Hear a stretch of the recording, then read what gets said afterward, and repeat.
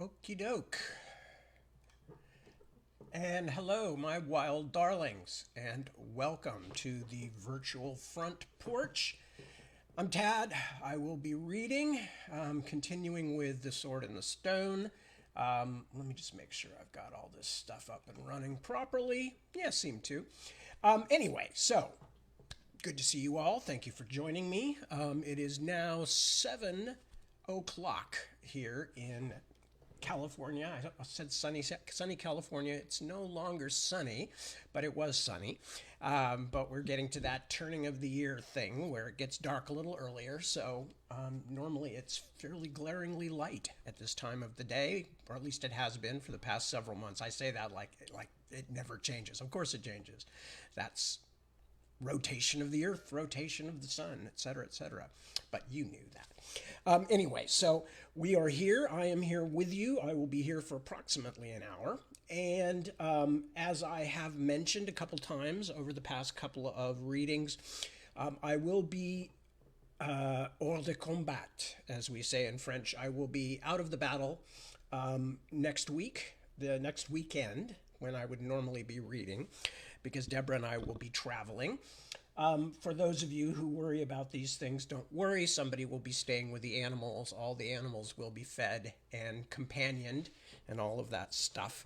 So anyway, but then the weekend after that, I should be back. So whatever that is, the 6th, I guess, of October, I will be gone. And then the 13th, if I've got the days right, I will be back and reading again.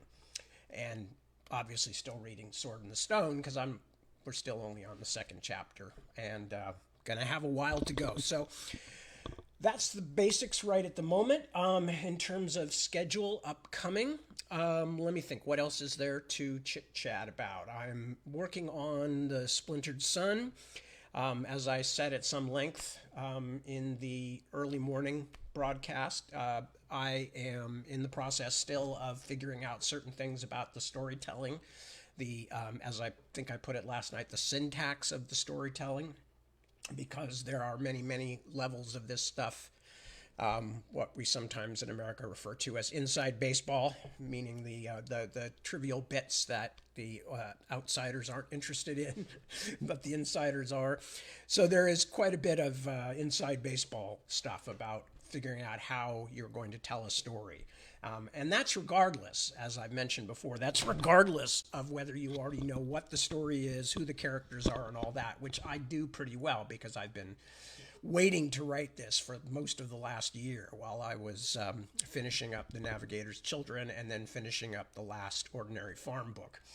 So, all of that said, I am working on Splintered Sun, about 100 pages into it. I have no idea how long it's going to be in manuscript, about 600 pages maybe. I don't know. That's just a rough guess. So, what else is there to discuss? Animals healthy? As healthy as as a very nervous large dog and a small mollusk like Chihuahua can be, because Walter's getting along in years, and all he really wants to do is warm himself. So he is like a little barnacle. Anytime he sees you starting to sit down anywhere, he is on top of you as quickly as he can get there on his little shaky legs, and then hunkered up against you, usually planted butt first in one's armpit or against one's side or in one's lap, depending on what is most accessible. The downstairs cats, who you may see roaming around, although I just fed them, so they're probably what's a good word? Torpid.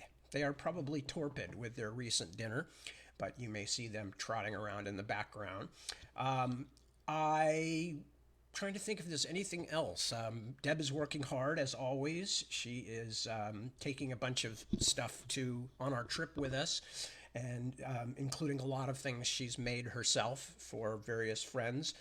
And so she's working really hard to get that all done. And at some point, we will recover some of our surfaces in the household. But right now, many of them have been taken over with large, pinned out, complicated bits of fabric work.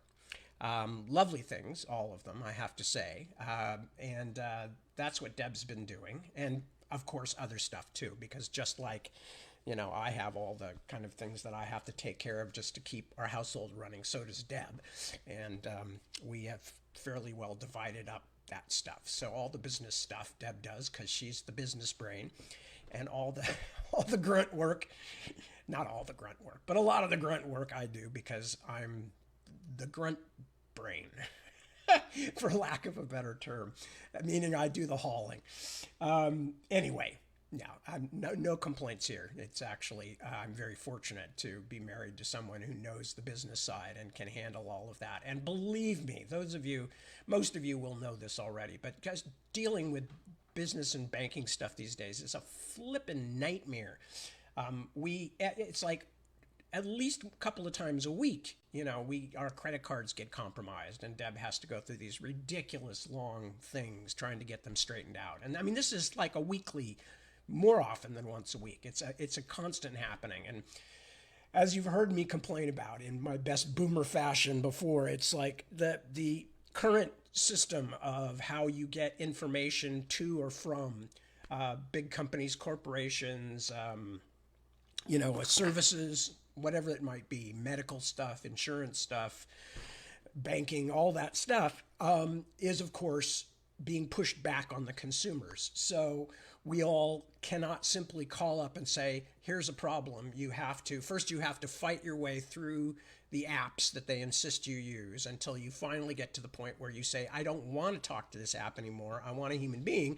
And then of course you go through the phone trees trying to figure out what they want. And basically, I am not an alarmist. I am not one of those people who believes in simple answers to complicated questions. And I realize that there are complicated reasons that this has come to be. But basically, what feels to me like it's going on is all this stuff has just been pushed back on consumers. And basically they're going, we don't actually really want to help anybody. So the more difficult we make it, as long as we're all making it difficult for consumers, they're not going to go to another company because everybody's doing this now, and forcing people to wade through phone trees for 30 or 40 minutes and hold on, helplines and all this stuff.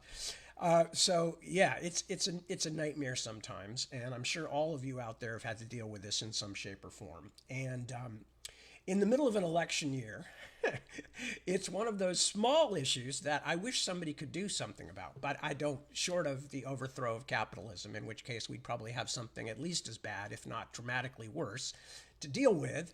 It seems to be the way. And of course, AI is only going to make this stuff more ubiquitous, if that's possible, because that's another way in which they are going to insert several more layers of non-functional, non-helpful responses between you and getting your problem solved. So hooray for us. Anyway, I am not anti-technology, by the way. I am not anti-technology at all. You will hear me complaining about it sometimes when I try to figure out why I can't see any of my comments on Facebook, or when I'm complaining about having to spend an hour and a half, as I have some days, repeatedly calling into a phone tree and sitting on hold for 20, 25 minutes and then getting hung up on and blah, blah, blah. But I'm not anti-technology. I am just anti-bad service. And unfortunately, that just is kind of the norm for most big companies these days. It's like, what are they going to do? What are they going to do? They're going to go to somebody else. They're going to get the same thing.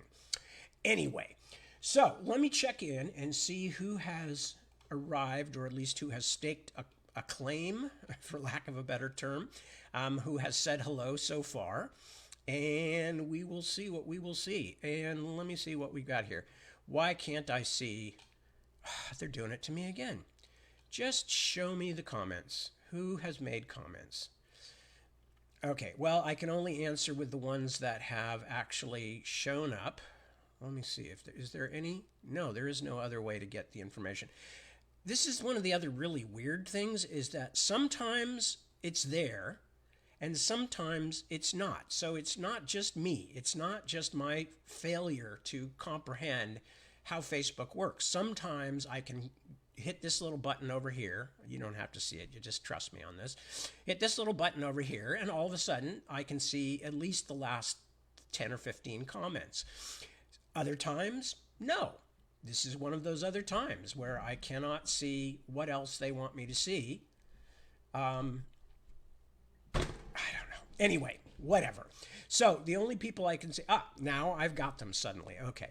So hello to Angie. Good to see you. Yes, you are absolutely right. Customer service no longer exists. It is a drain on the profits for the shareholders. So, this is just it's one step down from buying up companies and then selling off the assets, from predatory capitalist, lenders and purchasers. It's the next step down from that. It's like they hang on to the company, but they basically don't care about making the customers happy. Anyway, so hi, Angie. Good to see you. And Ivan, my friend, good to see you too. Emily, hello, hello. Nice to see you. Nikki, Chetwynd is checked in. Ray Weatherford, hello, Ray. Isaac, hello, Isaac. Tracy, good to see you. Barban, Claudia, pleasure to have both of you with me. Kelly, as always, a pleasure. Medardo, hello, sir. Good to see you. Sasha, that's a new name, at least one I don't remember seeing recently. Sasha Griffin. Thank you for joining us, Sasha. Mark, my friend, good to see you too. And Christy. And there are just a few of the names that I finally managed to locate. This is hilarious because if you check in every now and then on my Facebook page, you will probably be aware that I tend to pretty much always do change my profile picture every day. What I have not noticed before this was apparently now when you're on live, you get a little red circle around your profile picture and it says live in red underneath it. And the only reason I mention this is because my profile picture today is of Bozo the Clown. So it says Tad Williams with a picture of Bozo the Clown. Then it says live. So apparently I'm Bozo today. I'm having clown week. Don't worry, those of you who are afraid of scary clowns, I didn't pick any deliberately awful scary ones. I just wanted to do some clowns. So you won't see any horrifying knife murdering clowns on my profile pictures over the next few days. Anyway, but you will see Bozo live. That's me, I guess. Anyway. So I've said anyway about 14 times. That should probably do it. I don't think I need to say that anymore. In fact, I've probably left a few extras around that I could use later if the need to say anyway comes up. So we are going to return to The Sword in the Stone. And just to give you the story so far, if you haven't seen last night's or early this morning's reading, I urge you at some point to see it just because I explained a few things about T.H. White, the writer of The Once and Future King, of which The Sword in the Stone is the first volume. And he wrote them as separate books, but then they were published together, I think at a later point. And very often people just refer to it as The Once and Future King. And the entire thing tells the whole story of the Arthurian legendary, but obviously it's T.H. White's version of it and much more in-depth than most of the versions of it that you run across. So I explained a lot of stuff about T.H. White, and the one thing I will reiterate is that T.H. White was fascinated, as I am in a different way, with how things work. And this is one of the things, because I picked this story not just because I love it, but because it was very influential, especially in the years before I wrote The Dragonbone Chair. The Mervyn Peake's Gormenghast books, Tolkien, of course, and my response to a lot of bad Tolkien imitators. Ray Bradbury, I think, whose Martians had a lot to do with My Scythie. But definitely T.H. White and his fascination with the actual functioning of societies and the way people used to do things in pre-industrial societies is very, very, very much something that found an echo in my heart, I guess, that a resonance that I said, yeah, I feel that same way. I think it's important. And he was writing a book set in a real place, namely England, in some unspecified middle-aged medieval period, and deliberately being kind of short with it, not going into too many details, because there's a lot of things like that in The Once and Future King, as you will see when we meet Merlin. Time is a bit slippery for some of the characters. But it is very much supposed to be a real medieval world. And one of the things T.H. White is doing is telling you about what it actually was like to live in these eras and how people did the things they had to do. And that was because White himself, as I said, was fascinated by them, but also because White actually went on and learned how to do a lot of these things. He learned how to raise a hunting hawk. He learned how to go, on the hunt. So he'll talk about hunts, and he rode with a hunt to kind of learn how that was done, and a lot of other things. He was just fascinated by how things work. So anyway, in the story so far, we have met three of the main characters. We have met Sir Ector, who is the lord of this particular estate. We will find out later that it's called the Forest Sauvage. So this is clearly supposed to be post-Norman invasion. The Forest Sauvage. And we have met his son, Sir Kay, or I guess he's still Kay. He's not Sir Kay, because Ector is Sir Ector. But we have met his son Kay and his ward, and that's all we know about his connection at this point. His ward, Arthur, who is called Wart, which is a nickname that Kay gave him. Kay and Wart, after haying, go out with one of the birds, one of the goshawk, Cully.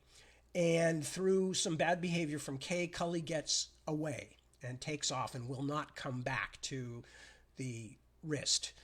And so for a long time, they follow Cully around, and then Kay gets irritated and bored and goes home. But Wart, knowing that their Ostringer will be devastated, this is their bird trainer, will be devastated by the loss of this hawk who he spent so long training, doesn't want to go in, and he stays out, follows Cully through the forest at night, gets lost, and wakes up to discover himself in the presence of a mysterious, somewhat ghostly knight.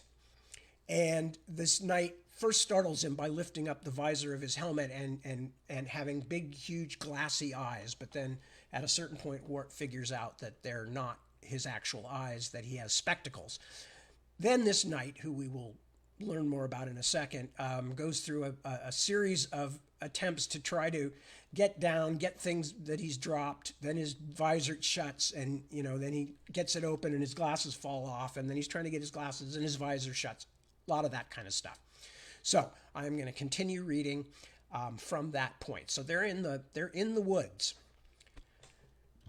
The Wart found the spectacles, wiped them, and gave them to the ghost, who immediately put them on, the visor shut at once, and began scrambling back on its horse for dear life. When it was there, it held out its hand for the lance, which the Wart handed up, and, feeling all secure, opened the visor with its left hand and held it open. It peered at the boy with one hand up, like a lost mariner searching for land, and exclaimed, "Aha! Whom have we here? What?" "Please," said the Wart, "I am a boy whose guardian is Sir Ector." "Charming fella," said the knight. "Never met him in my life." "Can you tell me the way back to his castle?" "Faintest idea. Stranger in these parts myself." "I am lost," said the Wart. "Funny thing that. Now I have been lost for 17 years. Name of King Pellinore," continued the knight. "May have heard of me. What?" The visor shut with a pop, like an echo to the "what," but was opened again immediately. 17 years ago, come Michaelmas, and been at what's actually should be Michaelmas, and been after the questing beast ever since. Boring, very." "I should think it would be," said the Wart, who had never heard of King Pellinore, nor of the questing beast, but he felt that this was the safest thing to say in the circumstances. "It is the burden of the Pellinores," said the king proudly. "Only a Pellinore can catch it. That is, of course, or his next of kin. Train all the Pellinores with that in mind. Limited education, rather. Fumets, and all that." "I know what fumets are," said the boy with interest. By the way, it's spelled Fewmets. "I know what fumets are," said the boy with interest. "They are the droppings of the beast pursued. The harborer keeps them in his horn to show to his master, and can tell by them whether it is a warrantable beast or otherwise, and what state it is in." "Intelligent child," remarked the king. "Very. Now, I carry fumets about with me practically all the time. In sanitary habit," he added, beginning to look dejected, "and quite pointless. Only one questing beast, you know, so there can't be any question whether she is warrantable or not." Here his visor began to droop so much that the wart decided he had better forget his own troubles and try to cheer his companion by asking questions on the one subject about which he seemed qualified to speak. Even talking to a lost royalty was better than being alone in the wood. "What does the questing beast look like?"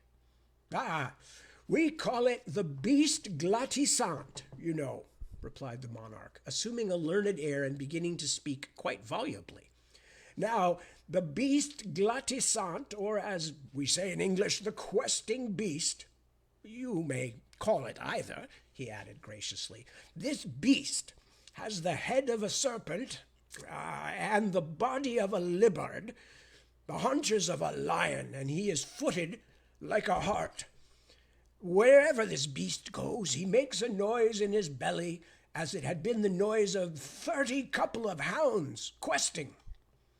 Except when he is drinking, of course," added the king. "It must be a dreadful kind of monster," said the wart, looking about him anxiously. "A dreadful monster," repeated the king. "It is the beast glatisant." "And how do you follow it?" This seemed to be the wrong question, for Pellinore began to look even more depressed. "I have a brachet," he said sadly. "There she is, over there." The wart looked in the direction which had been indicated, with a despondent thumb, and saw a lot of rope wound round a tree. The other end of the rope was tied to King Pellinore's saddle. "I do not see her very well." "Wound herself round the other side, I dare say. She always goes the opposite way from me." The wart went over to the tree and found a large white dog scratching herself for fleas. As soon as she saw the wart, she began wagging her whole body, grinning vacuously and panting in her efforts to lick his face in spite of the cord. She was too tangled up to move. "It's quite a good brachet," said King Pellinore, "only it pants so, and gets wound round things, and goes the opposite way. What with that and the visor, I sometimes don't know which way to turn." "Why don't you let her loose?" asked the wart. "She would follow the beast just as well like that." "She goes right away then, you see, and I don't see her sometimes for a week. Gets a bit lonely without her," added the king, "following the beast about and never knowing where one is. Makes a bit of company, you know." "She seems to have a friendly nature." "Too friendly. Sometimes I doubt whether she is really chasing the beast at all." "What does she do when she sees it?" "Nothing." "Oh, well," said the wart, "I dare say she will get to be interested in it after a time." "It is 8 months, anyway, since we saw the beast at all." The poor fellow's voice had grown sadder and sadder since the beginning of the conversation, and now he definitely began to snuffle. "It is the curse of the Pellinores," he exclaimed, "always mollicking about after that beastly beast. What on earth use is she, anyway? First you have to stop to unwind the brachet, then your visor falls down, then you can't see through your spectacles. Nowhere to sleep, never know where you are. Rheumatism in the winter, sunstroke in the summer. All this horrid armor takes hours to put on. When it is on, it's either frying or freezing, and it gets rusty. You have to sit up all night polishing the stuff. Oh, how I do wish I had a nice house of my own to live in. A house with beds in it and real pillows and sheets. If I was rich, that's what I would buy. A nice bed with a nice pillow and a nice sheet that you could lie in. And then I would put this beastly horse in a meadow and tell that beastly Bratchett to run away and play and throw all his beastly armor out of the window and let the beastly beast go and chase himself. That I would. If you could show me the way home, said the wart craftily, I am sure Sir Ector would put you up in a bed for the night. Do you really mean it? Cried the king. In a bed? A feather bed. King Pelinor's eyes grew round as saucers. A feather bed? He repeated slowly. Would it have pillows? Down pillows. Down pillows, whispered the king, holding his breath, and then letting it out in one rush. What a lovely house your gentleman must have. I do not think it is more than 2 hours away, said the wart, following up his advantage. And did this gentleman really send you out to invite me in? He had forgotten about the wart being lost. How nice of him! How very nice of him! I do think, what? He will be pleased to see us, said the wart truthfully. Oh, how nice of him! Exclaimed the king again, beginning to bustle about with his various trappings. And what a lovely gentleman he must be, to have a feather bed. I suppose I should have to share it with somebody, he added doubtfully. You could have one of your own. A feather bed, of one's very own, with sheets and a pillow? Perhaps even 2 pillows, or a pillow and a bolster? And no need to get up in time for breakfast?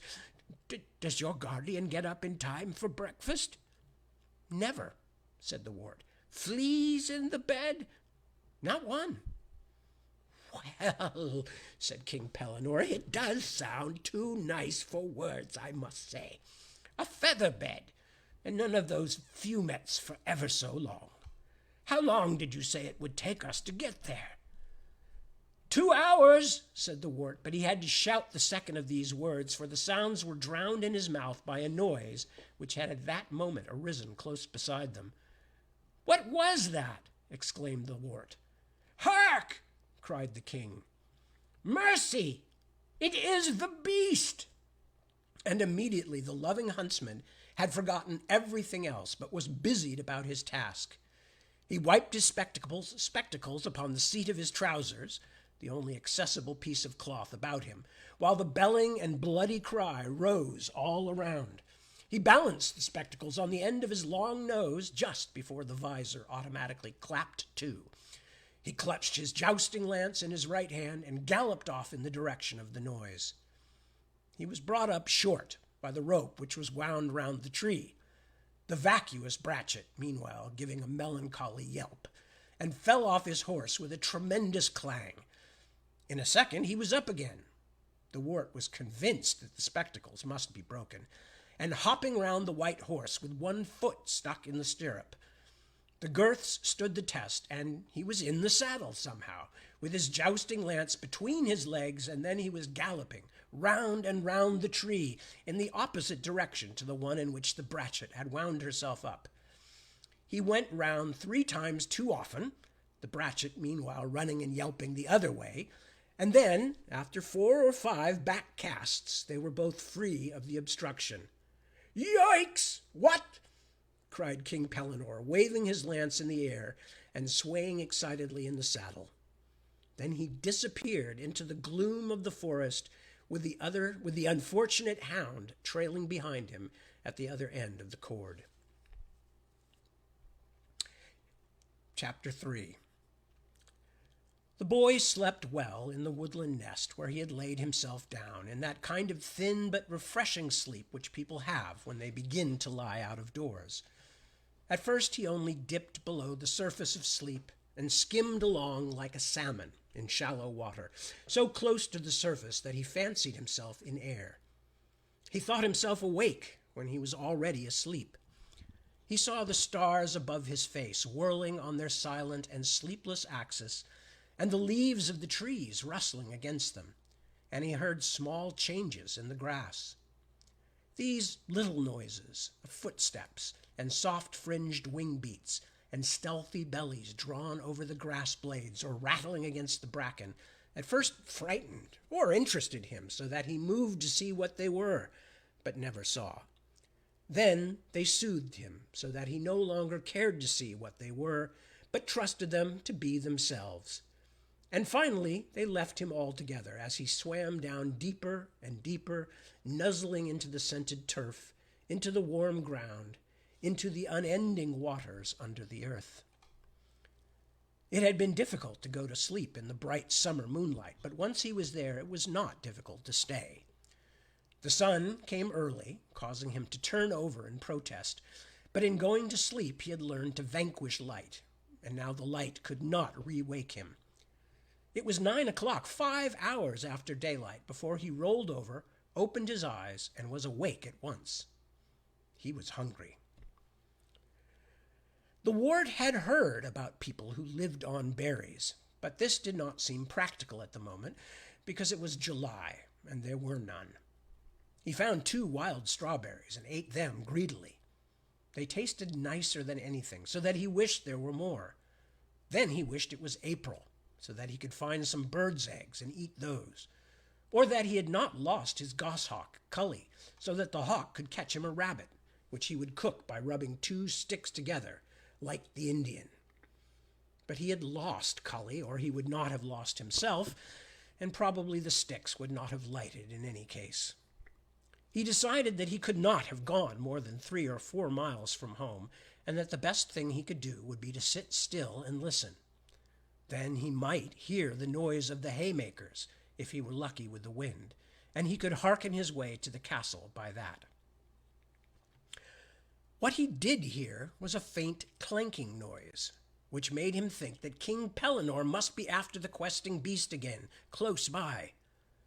Only the noise was so regular and single in intention that it made him think of King Pellinore doing some special action with great patience and concentration, trying to scratch his back without taking off his armor, for instance. He went toward the noise. There was a clearing in the forest, and in this clearing there was a snug cottage built of stone. It was a cottage, although the wart could not notice this at the time, which was divided into 2 bits. The main bit was the hall, or every-purpose room, which was high because it extended from floor to roof, and this room had a fire on the floor, whose smoke came out eventually from a hole in the thatch of the roof. The other half of the cottage was divided into 2 rooms by a horizontal floor, which made the top half into a bedroom and study, while the bottom half served for a larder, storeroom, stable, and barn. A white donkey lived in this downstairs room, and a ladder led to the one upstairs. There was a well in front of the cottage, and the metallic noise which the wart had heard was caused by a very old gentleman who was drawing water out of it by means of a handle and chain. Clank, clank, clink went the chain, until the bucket hit the lip of the well, and "Drat the whole thing," said the old gentleman. "You would think that after all these years of study you could do better for yourself than a By Our Lady well with a By Our Lady bucket, whatever the By Our Lady cost." "Buy this and buy that," added the old gentleman, heaving his bucket out of the well with a malevolent glance. "Why can't they get us the electric light and company water?" He was dressed in a flowing gown with fur tippets, which had the signs of the zodiac embroidered over it, with various cabalistic signs, such as triangles with eyes in them, queer crosses, leaves of trees, bones of birds and animals, and a planetarium whose stars shone like bits of looking-glass with the sun on them. He had a pointed hat like a dunce's cap, or like the headgear worn by ladies of that time, except that the ladies were accustomed to have a bit of veil floating from the top of it. He also had a wand of lignum vitae, Lignum vitae, He also had a wand of lignum vitae, which he had laid down in the grass beside him, and a pair of horn-rimmed spectacles like those of King Pellinore. They were unusual spectacles, being without earpieces, but shaped rather like scissors, or like the antenna of the tarantula wasp. "Excuse me, sir," said the wart, "but can you tell me the way to Sir Ector's castle, if you don't mind?" The aged gentleman put down his bucket and looked at him. "Your name would be the wart." "Yes, sir. Please, sir." "My name," said the old man, "is Merlin." "How do you do?" "How do?" When these formalities had been concluded, the wart had leisure to look at him more closely. The magician was staring at him with a kind of unwinking and benevolent curiosity, which made him feel that it would not be at all rude to stare back, no ruder than it would be to stare at one of his guardian's cows who happened to be thinking about his personality as she leaned her head over a gate. Merlin had a long white beard and long white mustaches which hung down on either side of it. Close inspection showed that he was far from clean.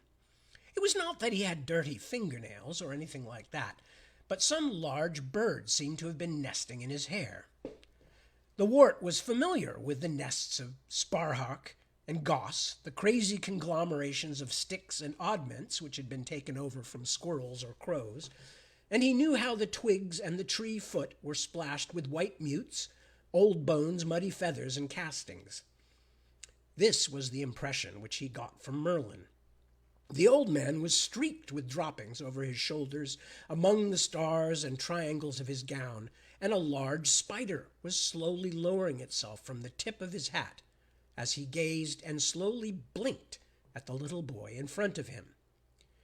He had a worried expression, as though he were trying to remember some name which began with Chol, but which was pronounced in quite a different way, possibly Menzies, or was it Dalziel? His mild blue eyes were very big and round under the tarantula spectacles, and they gradually filmed and clouded over as he gazed at the boy, and then he turned his head away with a resigned expression, as though it was all too much for him after all. "Do you like peaches?" "Very much indeed," said the wart, and his mouth began to water so that it was full of sweet, soft liquid. "They are scarcely in season," said the old man reprovingly, and he walked off in the direction of the cottage. The wart followed after, since this was the simplest thing to do, and offered to carry the bucket, which seemed to please Merlin, who gave it to him, and waited while he counted the keys, while he muttered and mislaid them and dropped them in the grass. Finally, when they had got their way into the black and white home with as much trouble as if they were burgling it, he climbed up the ladder after his host and found himself in the upstairs room. It was the most marvelous room that he had ever been in. There was a real cork and drill hanging from the rafters, very lifelike and horrible, with glass eyes and scaly tail stretched out behind it. When its master came into the room, it winked one eye in salutation, although it was stuffed. There were thousands of brown books in leather bindings, some chained to the bookshelves and others propped against each other as if they had had too much to drink and did not really trust themselves. These gave out a smell of must and solid brownness, which was most secure. Then there were stuffed birds, popinjays, and maggot pies, and kingfishers, and peacocks with all their feathers but two, and tiny birds like beetles, and a reputed phoenix which smelt of incense and cinnamon. It could not have been a real phoenix, because there is only one of those at a time. Over by the mantelpiece there was a fox's mask, with Grafton, Buckingham to Daventry, 2 hours 20 minutes, written under it, and also a 40-pound salmon with AWE, 43 minutes bulldog, written under it, and a very lifelike basilisk with Crowhurst otter hounds in Roman print. There were several boar's tusks, and the claws of tigers and leopards, mounted in symmetrical patterns, and a big head of Ovis polly, 6 live grass snakes in a kind of aquarium, some nests of the solitary wasp, nicely set up in a glass cylinder, an ordinary beehive whose inhabitants went in and out the window unmolested, 2 young hedgehogs in cotton wool, a pair of badgers which immediately began to cry yick, yick, yick, yick in loud voices as soon as the magician appeared, 20 boxes which contained stick caterpillars and 6 of the puss moth, and even an oleander that was worth 6pence, all feeding on the appropriate leaves, a gun case with all sorts of weapons which would not be invented for 1,000 years, a rod box, ditto, a chest of drawers full of salmon flies, which had been tied by Merlin himself, another chest whose drawers were labeled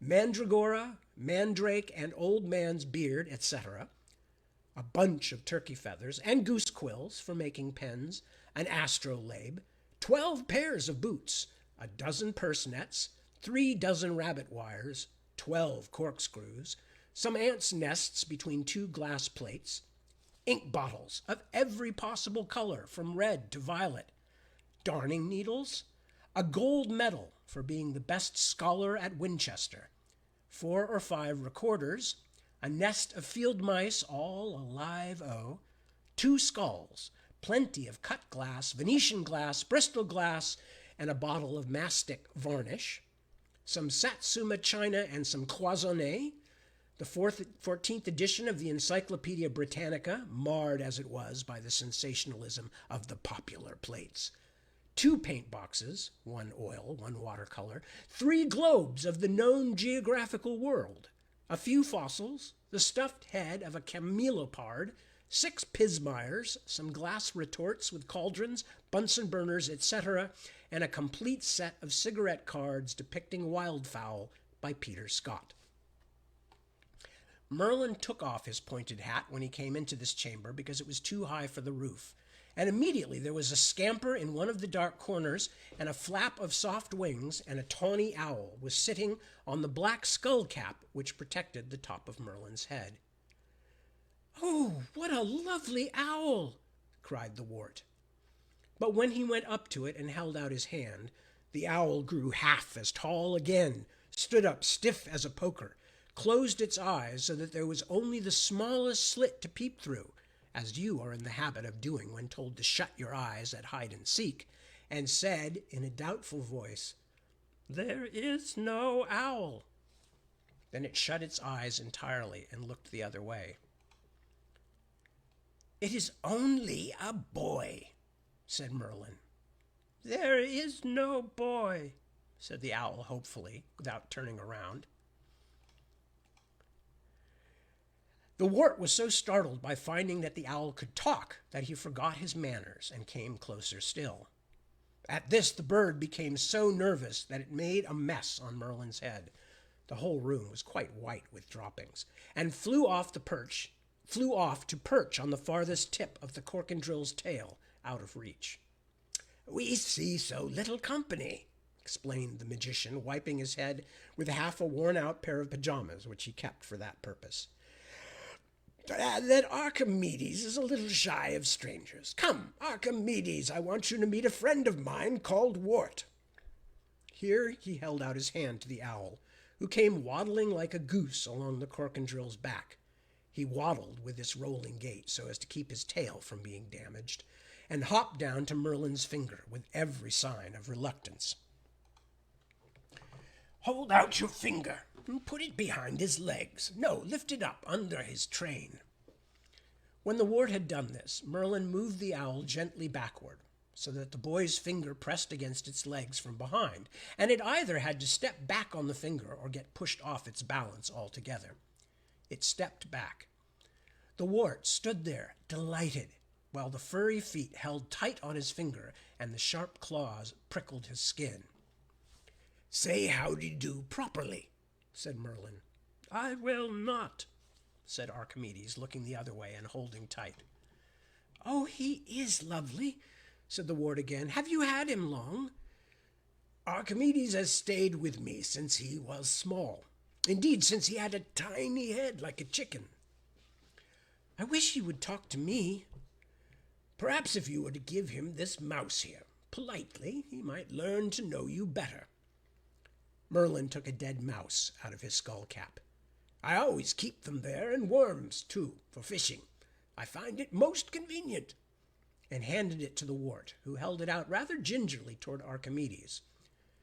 The nutty, curved beak looked as if it were capable of doing damage, but Archimedes looked closely at the mouse, blinked at the wart, moved nearer on the finger, closed his eyes, and leaned forward. He stood there with closed eyes and an expression of rapture on his face, as if he were saying grace, and then, with the absurdest sideways nibble, took the morsel so gently that he would not have broken a soap bubble. He remained leaning forward with closed eyes, with the mouse suspended from his beak, as if he were not sure what to do with it. Then he lifted his right foot — he was right-handed, though people say only men are — and took hold of the mouse. He held it up like a boy holding a stick of rock candy, or a constable with his truncheon, looked at it, nibbled its tail. He turned it round so that it was head first, for the wart had offered it the wrong way round, and gave one gulp. He looked round at the company, with the tail hanging out of the corner of his mouth, as much as to say, "I wish you all would not stare at me so," turned his head away, politely swallowed the tail, scratched his sailor's beard with his left toe, and began to ruffle out his feathers. "Let him alone," said Merlin. "Perhaps he does not want to be friends with you until he knows what you are like. With owls it is never easy come and easy go." "Perhaps he will sit on my shoulder," said the wart, and with that he instinctively lowered his hand, so that the owl, who liked to be as high as possible, ran up the slope and stood shyly beside his ear. "Now breakfast," said Merlin. The wart saw that the most perfect breakfast was laid out neatly for two on a table before the window. There were peaches. There were also melons, strawberries and cream, rusks, brown trout piping hot, grilled perch, which were much nicer, chicken deviled enough to burn one's mouth out, kidneys and mushrooms on toast, fricassee, curry, and a choice of boiling coffee or best chocolate made with cream in large cups. "Have some mustard," said the magician when they had got to the kidneys. The mustard pot got up and walked over to his plate on thin silver legs that waddled like the owl's. Then it uncurled its handles, and one handle lifted its lid with exaggerated courtesy, while the other helped him to a generous spoonful. "Oh, I love the mustard pot," cried the wart. "Wherever did you get it?" At this the pot beamed all over its face and began to strut a bit, but Merlin rapped it on the head with a teaspoon so that it sat down and shut up at once. "It is not a bad pot," he said grudgingly, "only it is inclined to give itself airs." The wart was so much impressed by the kindness of the old man, and particularly by the lovely things which he possessed, that he hardly liked to ask him personal questions. It seemed politer to sit still and to speak when he was spoken to. But Merlin did not speak much, and when he did speak it was never in questions, so that the wart had little opportunity for conversation. At last his curiosity got the better of him, and he asked something which had been puzzling him for some time. "Would you mind if I ask you a question?" "It is what I am for." "How did you know to set breakfast for two?" The old gentleman leaned back in his chair and lighted an enormous meerschaum pipe. "Good gracious, he breathes fire," thought the wart, who had never heard of tobacco, before he was ready to reply. Then he looked puzzled, took off his skull-cap — 3 mice fell out — and scratched in the middle of his bald head. "Have you ever tried to draw in a looking-glass?" he asked. "I don't think I have." "Looking-glass," said Merlin, holding out his hand. Immediately there was a tiny lady's vanity-glass in his hand. "Not that kind, you fool," he said angrily. "I want one big enough to shave in." The vanity-glass vanished, and in its place there was a shaving mirror about a foot square. He then demanded pencil and paper in quick succession, got an unsharpened pencil and the Morning Post, sent them back, got a fountain pen with no ink in it, and 6 reams of brown paper suitable for parcels, sent them back, flew into a passion in which he said, "By Our Lady," quite often, and ended up with a carbon pencil and some cigarette papers, which he said would have to do. He put one of the papers in front of the glass and made 5 dots. "Now," he said, "I want you to join those 5 dots up to make a W, looking only in the glass." The wart took the pen and tried to do as he was bid. "Well, it is not bad," said the magician doubtfully, "and in a way it does look a bit like an M." Then he fell into a reverie, stroking his beard, breathing fire, and staring at the paper. "About the breakfast? Ah, yes. How did I know to set breakfast for 2? That was why I showed you the looking-glass. Now, ordinary people are born forwards in time, if you understand what I mean, and nearly everything in the world goes forward too. This makes it quite easy for the ordinary people to live, just as it would be easy to join those 5 dots into a W if you were allowed to look at them forwards, instead of backwards and inside out.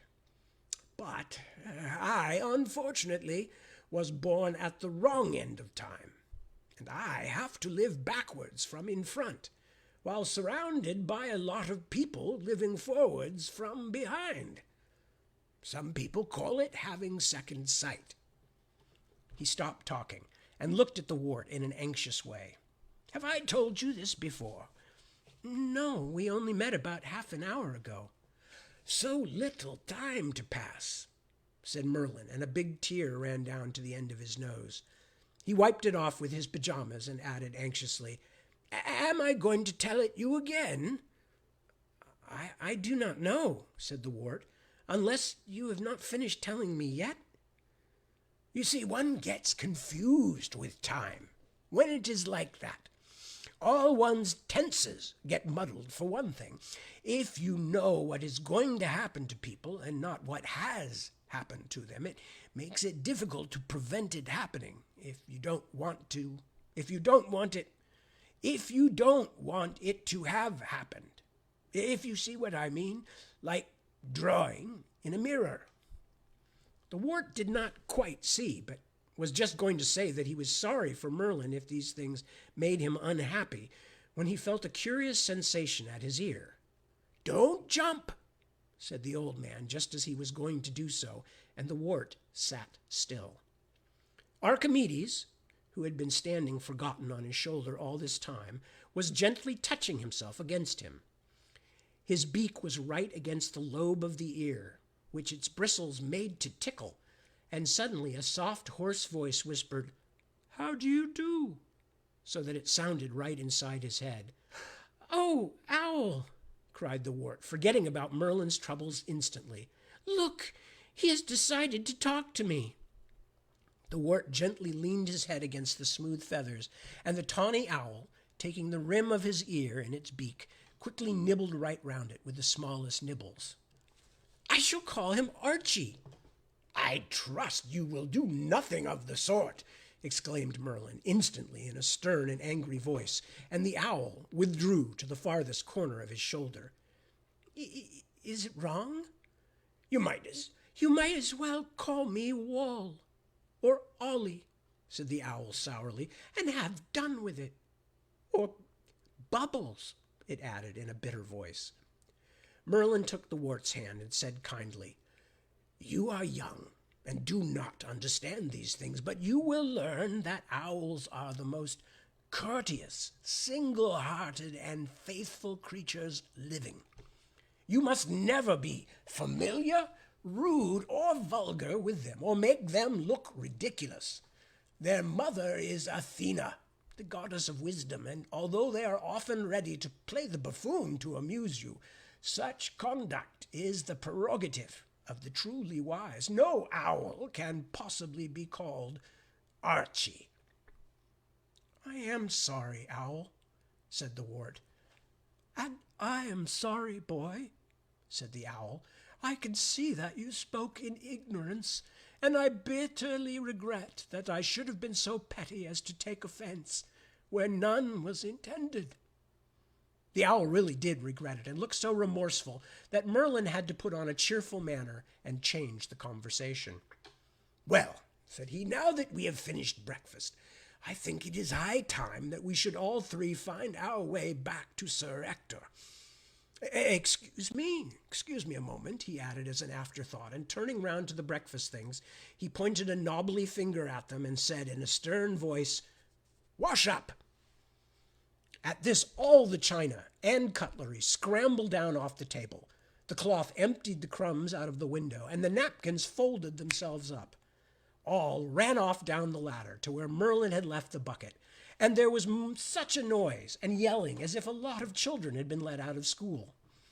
Merlin went to the door and shouted, "Mind, nobody is to get broken." But his voice was entirely drowned in shrill squeals, splashes, and cries of, "My, it is cold!" "I shan't stay in long. Look out, you'll break me." Or, "Come on, let's duck the teapot." "Are you really coming all the way home with me?" asked the wart, who could hardly believe the good news. "Why not? How else can I be your tutor?" At this the wart's eyes grew rounder and rounder until they were about as big as the owl's who was sitting on his shoulder, and his face got redder, and a breath seemed to gather itself beneath his heart. "My!" exclaimed the wart, while his eyes sparkled with excitement at the discovery. I must have been on a quest." And that is the end of that chapter.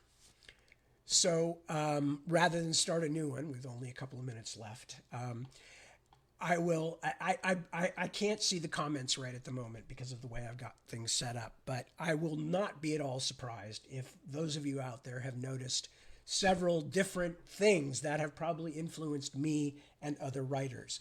Yes, the first introduction to the interior of Merlin's cottage is very much the same effect that I was going for when Simon in the book first comes into Morganase's chambers, including what I called a cock and drill, what he calls a cork and drill, which of course is what the medievals called a crocodile, and which they only saw except for when they were traveling to places where those things lived, but most of the time they only saw stuffed or something like that.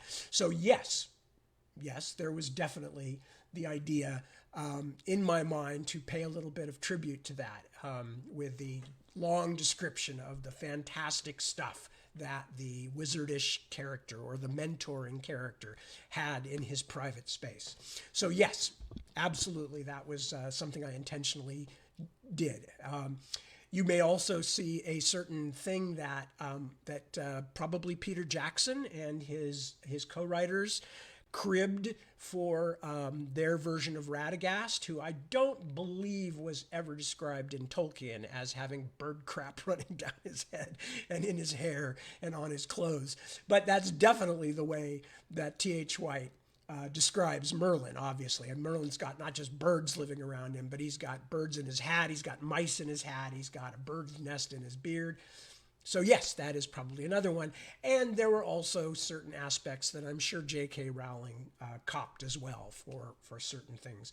And I say none of this with any, as I said, I did it myself. I very deliberately wanted to do that as a shout out to how important the Once and Future King was to me. Anyway, so I assume by this point that even those of you who didn't know what we were getting into are beginning to see the what I consider to be the magic of T.H. White's vision, which is not meant to be some strict, perfect medievalist thing, although he's fascinated by medieval society, and you will hear a lot about it in The Sword and the Stone.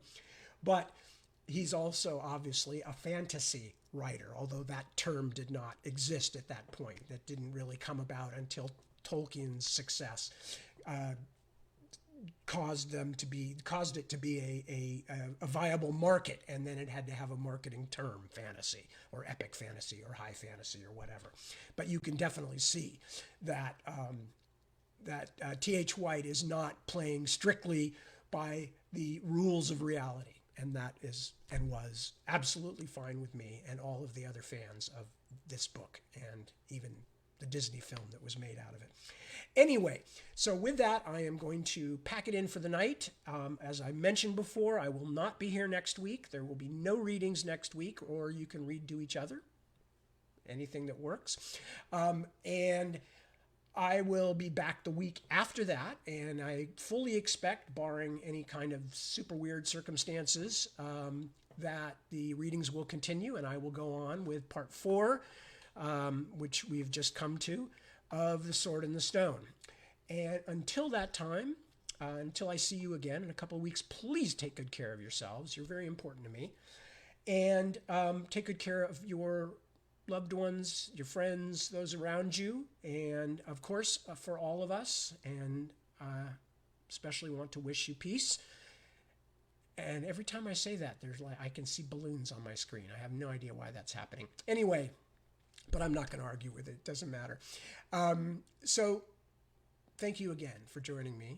Have a good week, and I will see you week after next when I return with more time on the front porch reading to all my wild darlings. So, ciao.